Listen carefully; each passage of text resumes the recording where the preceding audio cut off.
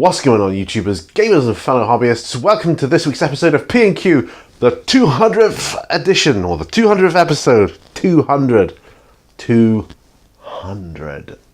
episodes. I can't believe it.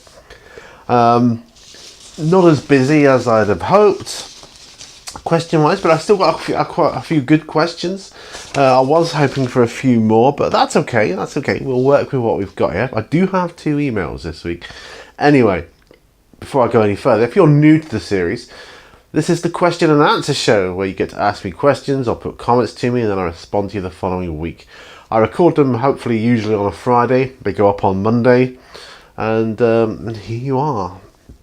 Now you can do this one of 4 ways. You put your comments and questions down below in that comment section, which is the most common way, of course.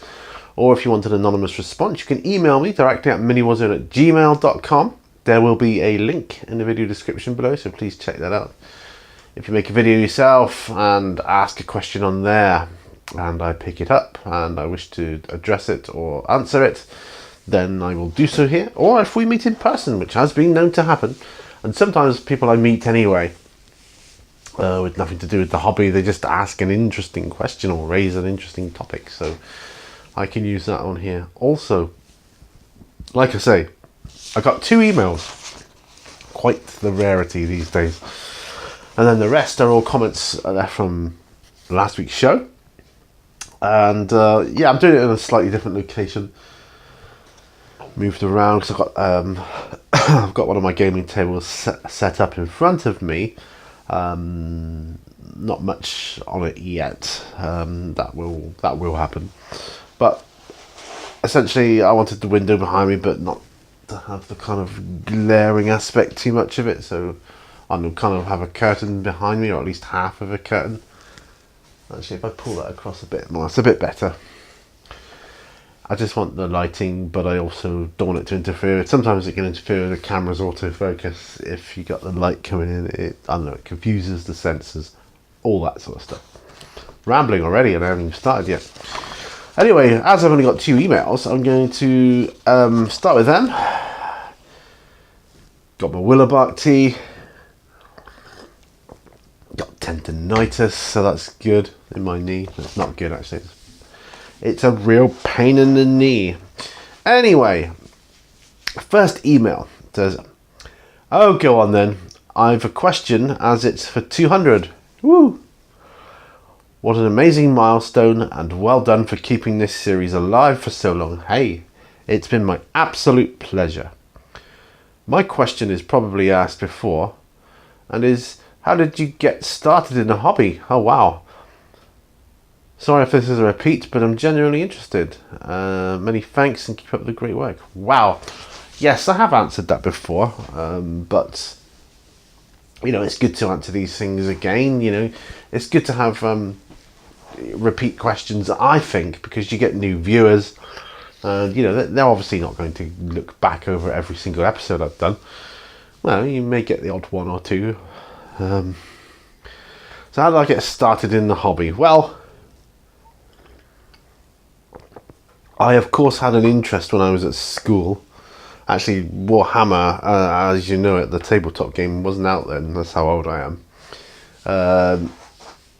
I actually had I had a copy of the first edition, and if I could find that, I'd be a happy man. I remember it now, the box set with the rule book and everything.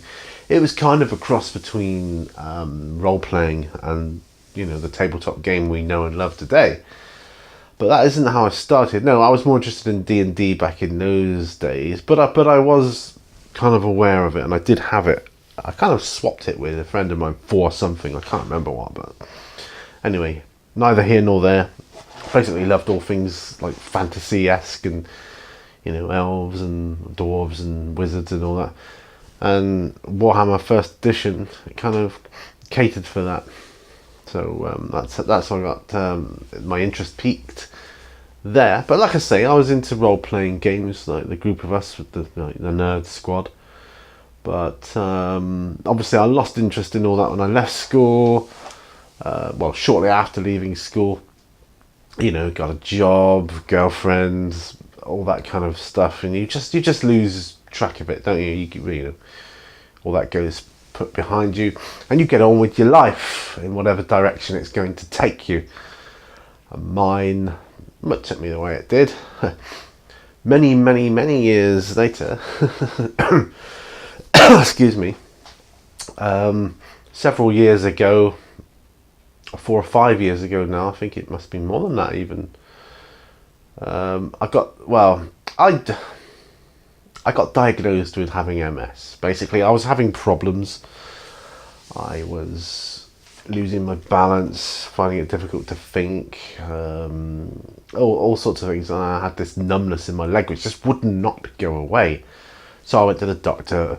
Cut a really long story you don't want to hear short. I was diagnosed with MS eventually. Consequently, the company I worked for medically retired me. Not exactly what I had in mind, but they did that. You know, they gave me a monetary payoff, and so I'm sat at home, basically twiddling my thumbs, you know, looking for work, as I still do occasionally, because you lose heart after a while. I mean, I keep my hand in, but I mean, when I say looking for work, I mean like seriously looking for work. Like, you know, 5 or 6 applicants a day, sort of thing. And now it's about 1. But I'm basically, so I'm sat there. I've got all this time on my hands, and I'm twiddling my thumbs. And I decided I'll get back into writing, because I always used to like writing when I was younger, and that's when I got my degrees in English and in media. So I started writing a book. Now, I came to a point in the book, it was a fight scene in a wood, or like a wooded area, like with trees in it. I thought it would be really cool to kind of really visualize this, and maybe I could get a better dynamic for how to write it. You know, who's standing where, what trees are where. So I thought, you know what, I think I'd like to build it as like a diorama. And I had this big board. I had no clue about building, terrain making. Not that I've got that much clue now, but I've got a bit more than I had back then. And anyway, I made this diorama. I was making it, and I thought I need to get some more tree. I need to get some trees. And I went into town, my town centre. Went into I came across the local games workshop. A shop I'd passed numerous times as a child. Looked in the window, thought, oh, those models look so cool, but what they're doing in there looks so complicated, and then I would just walk by a bit intimidated, I suppose. Anyway, I thought, you know what, if someone's got trees, they might have it. So I went in there, you know, whereas really I should have gone into the modelling shop that's now next door to them. But it was at the top of town at the time, and they catered more for, like, you know, the model railway scenery stuff and all that sort of thing. Anyway, I'm looking around for the models, and the manager says, hi, you know, starts talking to me basically. You interested? Did you like the game? I said, oh, no, I've got no interest in a game. Well, that's a lie, I did have, but, you know, because you don't want to get caught up in things like that. I said, but the models look fantastic. He said, and there was no one in the shop at the time. My wife and I had gone into town with eye appointments, I think. We had appointments anyway. Basically, I had an hour to kill while I was waiting for my wife. So anyway, he said, do you want to play a game? And I'm looking around all stunned, thinking, sure, why not? You know. So he took me through the Dark Vengeance set, obviously, which they had set up on an amazing table with lovely scenery and beautifully painted models and that. So he starts taking me through the game, and we're playing. And I found myself getting excited over the dice rolls. Now, I'd gone into this shop looking for model trees. Come the end of it, I walked out there with loads of models and glues and paints, goodness knows what else. Saying to my wife, hi, look what I got. You never guess what I've done. Anyway, that was the start. And, you know, I went up to the other shop as well, and I accumulated some more stuff, like basic paint sets and some more models and brushes, I think. Just stuff like a painting station. because, like I say, I'd had a bit of a payout for being medically retired, and I spend a bit of money. So I got into it that way. But the guy in Games Workshop, he said, check out YouTube, check out Battle Reports, check out Mini Wargaming, Beasts of War, things like that. So I did. The rest, as they say, is history. But that's how I got started and caught up on the YouTube thing, all that kind of thing, and watching the likes of Mini Wargaming and Beasts of War. I suppose Mini Wargaming more so.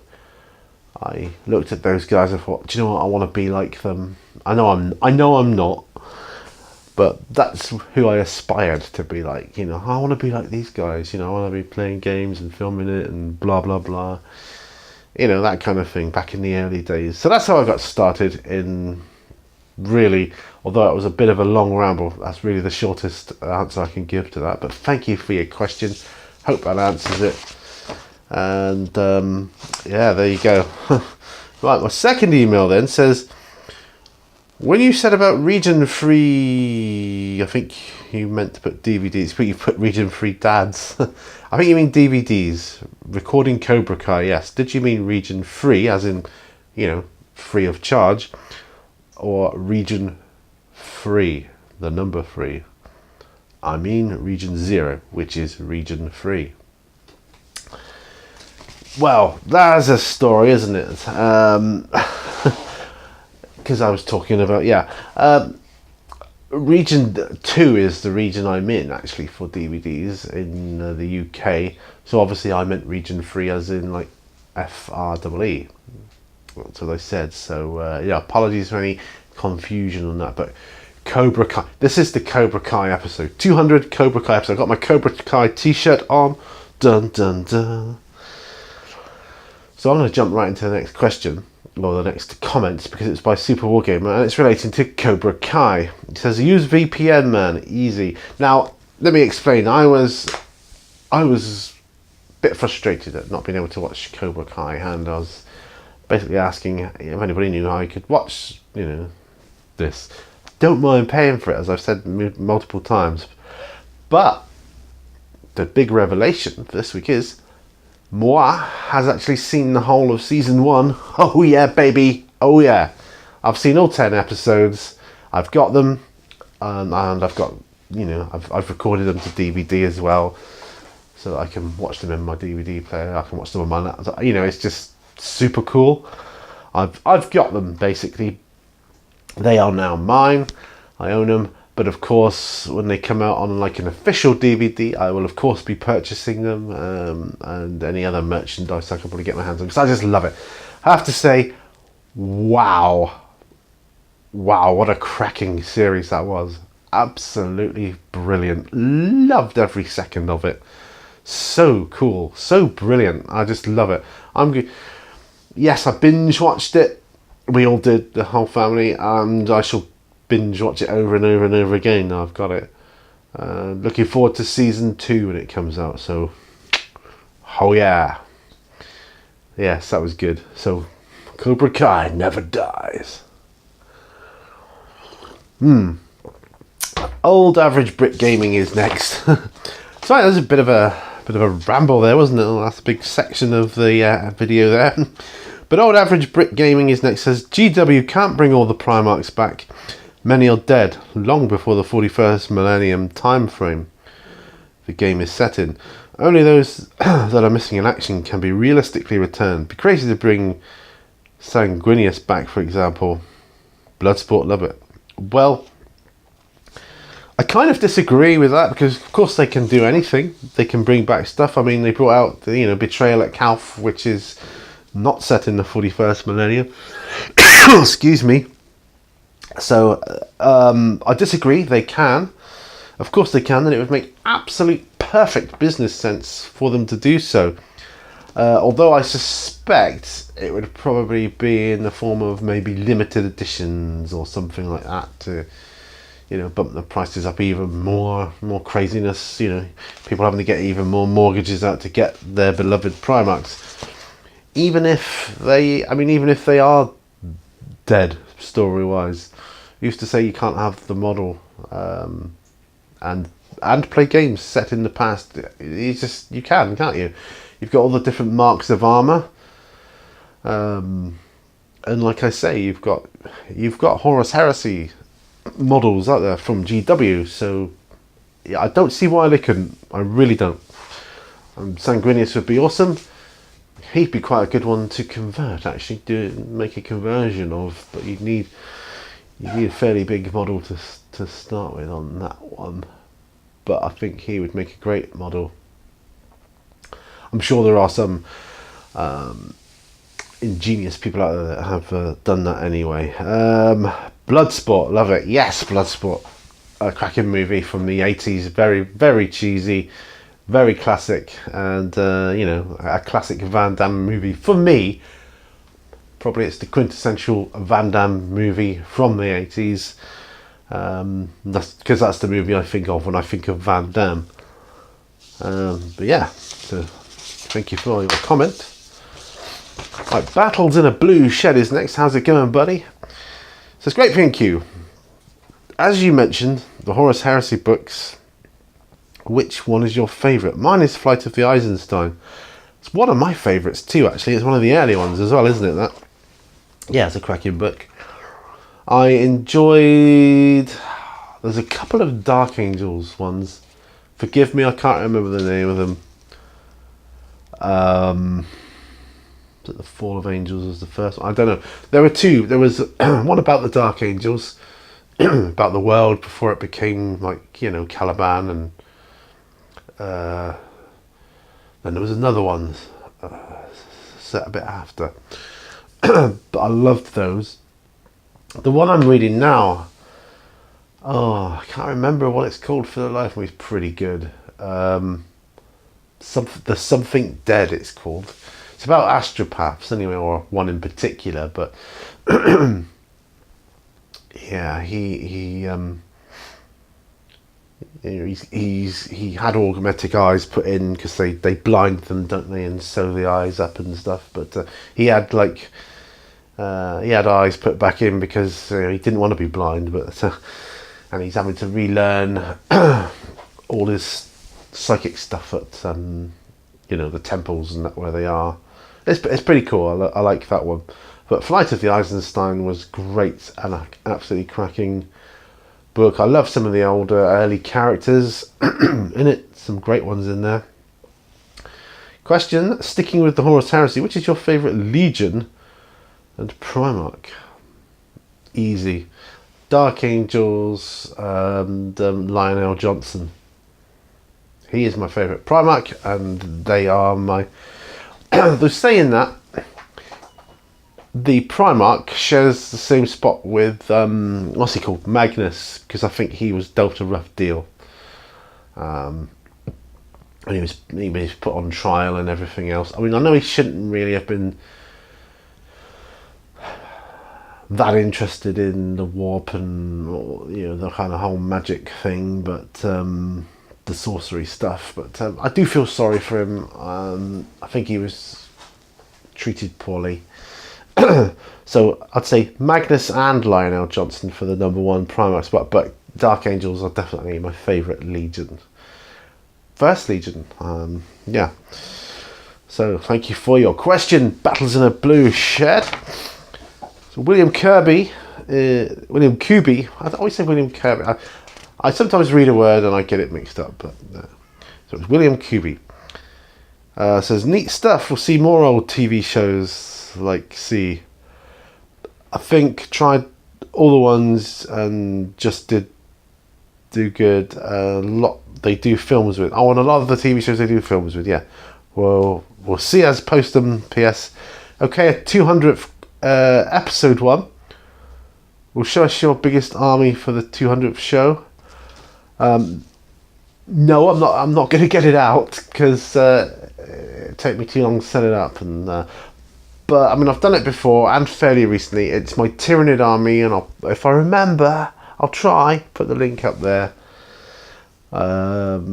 Yes, I've had a few more models since then, but it's I'll do an updated one for sure. at some point. I mean, I'm intending to do them anyway, but I've got, I've even got a model to build. I've still got a Flying Hive Tyrant to build, and I just haven't got around to it yet because, I'm only one guy. But you'll see that was my Tyranid army a few years ago. It's not a lot different now, but yeah. Yes, I just don't have the time to set up it. My armies at the moment, what with the table being ready for a game, well, getting ready for a game, and all the other stuff I gotta do. Ha! So busy, it's busy and important. Jim White is next, who says, question from left field. Do you find wedding cake inedible or enjoyable or something else? I love it. I absolutely love it.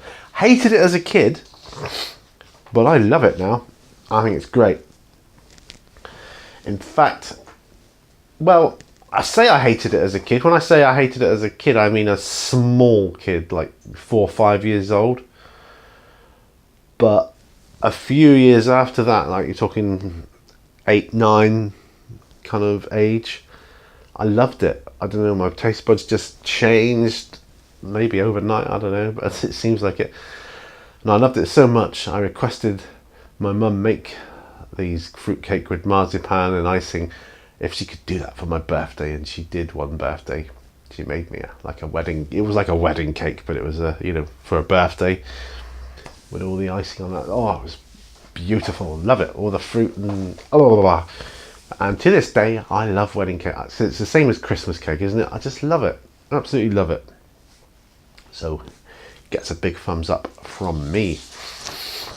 Alright, so nearly done. So yeah.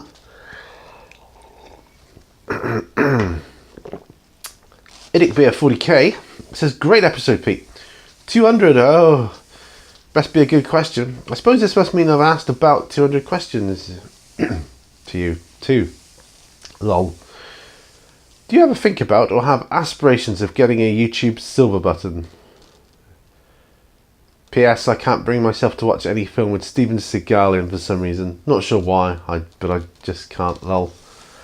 I'll work backwards this time. Yeah, I suppose Steven Seagal, he's not a favourite of mine. And I did think of someone else. Russell Crowe. I'm not particularly keen on him. But not hate, as in, I will not watch.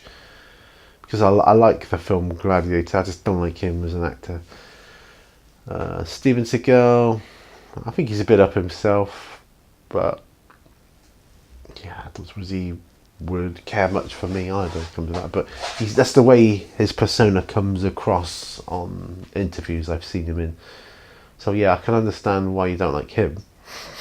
As for getting a YouTube silver button, blimey, I'd settle for a bronze, mate. But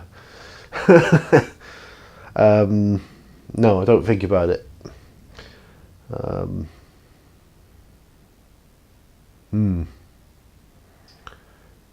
But I would really, really, really like to get my channel bigger. And what I want is more views, but I'm struggling to get views right now. I don't know why. I've got more subscribers and less views. How does that work? I don't know. I don't know if it's just a YouTube thing or whether it's something I've done wrong, or I don't know. Or everybody is busy. I don't know. Or nigh on everybody is busy. But yeah, I'm just struggling with the views. I am considering, as I've mentioned in a few videos, doing a different YouTube channel, pursuing that. I have another passion of mine is retro computers and computer gaming, so I'd really like to do a video, a channel on that. Obviously still keep this one. I don't know the logistics of sharing a hobby space though, because my hobby space is really rammed to the rafters with wargaming stuff. I'm sure it could be done, but I don't know. probably be a better hobby for when we move, whenever that's going to be, because we can look at, you know, the location and dedicate hobby space to our needs. My wife would like a writing room, for instance, and you know, I would highly recommend she gets that. But yeah, but no, I don't think about silver buttons. I don't even think about bronze buttons. But yeah, thank you for your question there, Nick. That was interesting. Okay, last one here is from Capitan Morgan's War Games. We've got a few here. It says, great PQ. So question 1, do you prefer painting or gaming? I prefer painting, sir. I prefer painting. I love gaming, but I prefer painting. It quietens me, quietens my mind, helps me focus. What's your favourite tank in the game? Baneblade. Oh, I've skipped question 2. See, I've gone to question 3. What's your favourite tank in the game? It's a Baneblade. But question 2 says, what would you never build or paint?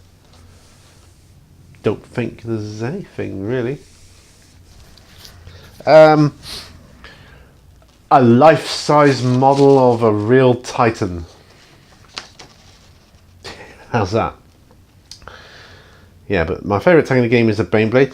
4, what's your favourite titanic or monstrous creature in the game? Well, I've got to go Tyranids because they're my favourite army. What's that big Tyranid called? The Hierophant? I know it doesn't pan out well game-wise with the rules. It's not that competitive for what it is. It's overpriced. But it looks so cool, and I'd love to see one of those on the table, just to see it there. I know I'd never ever get to play it, but I just would love to see it. Oh, it looks fantastic. Monstrous creatures.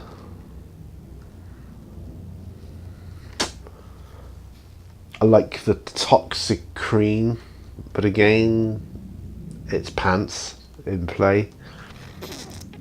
And I like the Morlock, the way it's coming up out of the ground. Ah, yeah, just fantastic. So, Hierophant for my Titan, Morlock, and Toxic Cream. Yeah, that's what I said, isn't it? Yeah. Yeah, so those 3, those are my favourites. Anyway, I've actually gone longer than I thought, primarily due to that first email I had, but that's all the questions out the way, and actually really super enjoyed this as a 200th episode. I was hoping it to be a bit longer, but that said, I think it was quite good. I enjoyed that, and it's going to be a memorable one, primarily for the Cobra Kai stuff, because I can remember it that way. I'll put Cobra Kai in the title. Might even get a few more views, you know, who knows. Anyway, please keep those questions coming in. I love doing this series, but I like to have a lot of questions to get through. That kind of makes my day. Thank you, those of you that have, you know, you've done me some great questions, and you've put quite a few questions in there, and that's really enjoyable for me to read through and think about. So thank you very much for that. I do appreciate it. Remember, all brushes lead to war, and I'll see you on the next video. So bye. Bye. You can go now. Go on. I've got stuff to do.